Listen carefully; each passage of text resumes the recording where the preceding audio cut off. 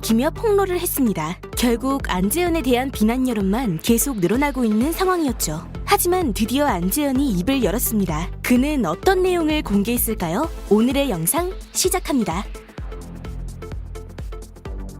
안재현은 2019년 8월 21일 자신의 SNS를 통해 심경글을 올립니다. 이 내용을 간단하게 요약하면 이렇습니다.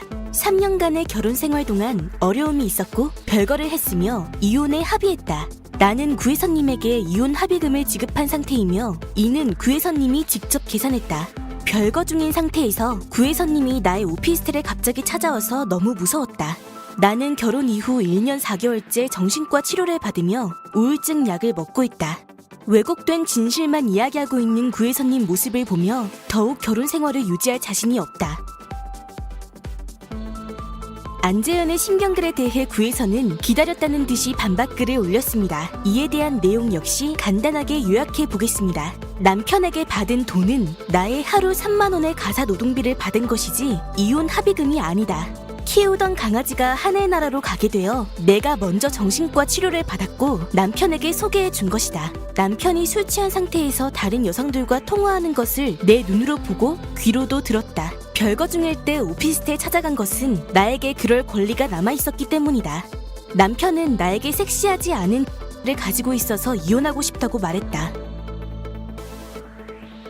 구혜선이 SNS를 통해 반박글을 올린 이후 언론 매체에서는 이런 소식을 보도했습니다. 안재현이 구혜선의 폭로에 대해 굉장히 억울해하고 있으며 구혜선과 나눈 카톡 내용을 전부 공개할 예정이다. 하지만 구혜선은 이러한 보도에 대해 즉각 반응했습니다. 구혜선이 SNS에 올린 글의 내용입니다. 저 카톡 안 해요. 괜한 준비하지 마세요. 이 배신자야. 결국 이러한 상황에 대해 현재 여론의 반응은 이러했습니다.